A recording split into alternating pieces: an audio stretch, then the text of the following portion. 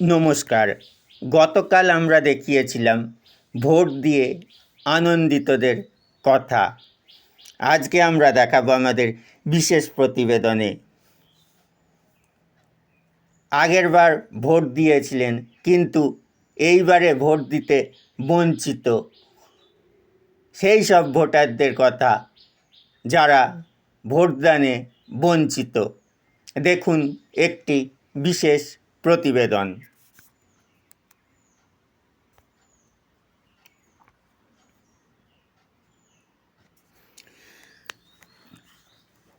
আমরা দেখাবো গুপ্তিপাড়ার রমেশ বৈদ্যর পরিবারের কথা।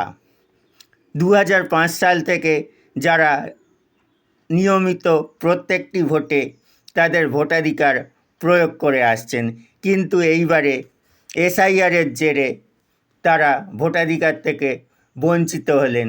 ট্রাইব্যুনাল অবধি তারা আবেদন করেছেন, কিন্তু শেষ অবধি তারা ভোট দিতে পারেননি।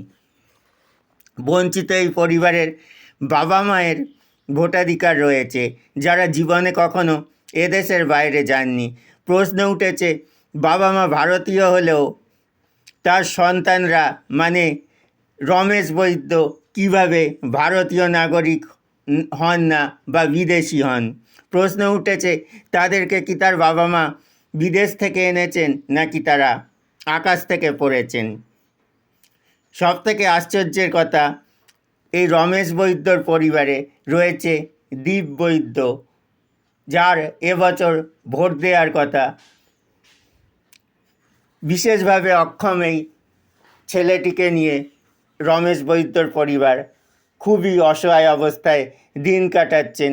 তারা আছেন বিভিন্ন আশঙ্কায়, তাদেরকে যদি এদেশ থেকে বিতাড়িত করা হয়।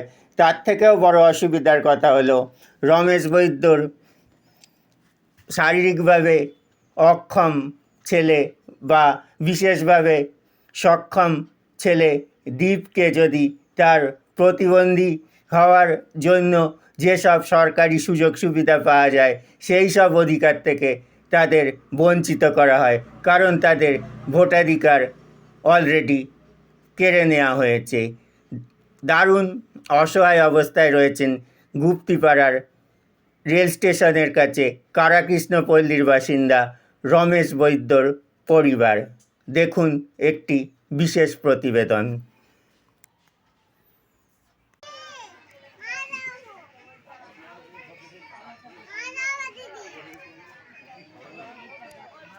আমরা দীর্ঘদিন গুপ্তিপাড়ায় বসবাস করছি। আজকে আমরা 1995 সালে আমার দাদারা ফার্স্ট ভোটার হয়েছে এইখানে। তারপরেও আমরা আজকে 20 বছর 2006 সাল থেকে ভোট দিচ্ছি এবং আমাদের এবছরে ভোটের নাম কাটা গেছে। এটা কি কারণে হয়? হ্যাঁ, আমরা দীর্ঘদিন তো এইখানেই বসবাস করছি, এইখানেই রয়েছি, তাহলে আমরা ভারতের দেশের নাগরিক, আমরা এই দেশের স্থানীয়, তাহলে আমাদের এই নামগুলো কেন কাটা যায় বলুন আপনারা?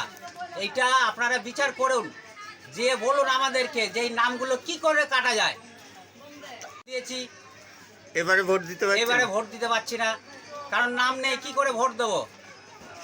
আপনাদের বাড়ি অন্যান্যদের নাম আছে নাকি? আমাদের ফ্যামিলির মধ্যে দাদাদের নাম আছে, বৌদিদের নাম আছে, আমার বউ, আমার মেয়ে, আমার ছেলে, আমাদের 4 জনের নাম নেই। আপনার নাম? আমার নাম রমেশ বৈদ্য।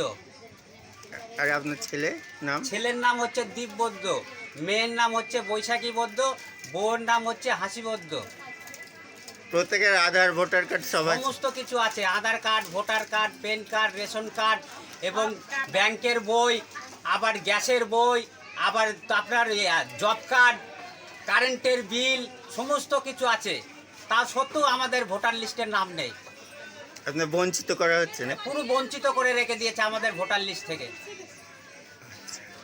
ভোট দিচ্ছি কেন ভোটটা কাটা যায়? সব প্রমাণপত্র থাকতে কেন ভোট কাটা দাম নেই? বছরে কেন ভোট দিতে পারবো না? আপনার নাম? আমার নাম সেলিনা বৈদ্য। হ্যাঁ, সব কিছু ডকুমেন্টস দিয়েও আমাদের ভোটার লিস্টের নাম নেই, বুঝছেন? আপনার অসহায় অবস্থা রয়েছে। হ্যাঁ, এই যে আমাদের 100% প্রতিবন্ধী ছেলে নিয়ে অসহায় পড়ে রয়েছি, তাহলে এরও নাম কাটা পড়ে গেছে। দেখুন আপনারা সবাই দেখুন।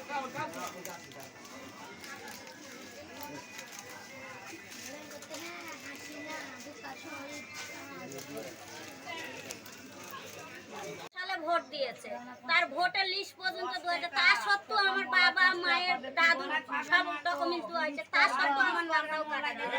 আমার স্বামীর ছেলের মেয়ের কেন নাম কাটা দিবে? আমরা কি ভোট দিই না নাকি যে আমাদের নামগুলো কাটা দিয়েছে? এর বিচার, এর সিদ্ধান্ত তো আপনারাই তো করবেন। যা কিছু করে তাড়াতাড়ি করো। আচ্ছা, আপনারা ট্রাইব্যুনালে জানিয়েছেন? হ্যাঁ, আমরা ট্রাইব্যুনাল করেছি, আপনার কোর্টে আপনার উকিলের হাতেও পাঠিয়েছিলাম, তারপরও সত্ত্বেও আমাদের নামটা আসেনি কো। আমরা এই বছরে ভোট দিতে পারছি না। 2006 সালের ভোটার আমরা, দাদারা হচ্ছে আপনার 1995 সালের ওদের ভোটার কার্ড হয়েছে। তাহলে আমরা কি বাবার তেজ্যপুত্র ছেলে বলুন? মানে 20 বছর ধরে আপনি ভোট দিয়ে আসছেন, মানে 20 বছরে যতগুলো ভোট এখনো হয়। একটা ভোটও মিস নেই, 20 বছর দিয়ে সমস্ত ভোট দিয়ে আসছি, তারপরও ভোটের থেকে বঞ্চিত। তাহলে আমরা কি বাবার কি তেজ্যপুত্র ছেলে বলুন? আপনারা বিচার করুন, আপনারা দর্শক।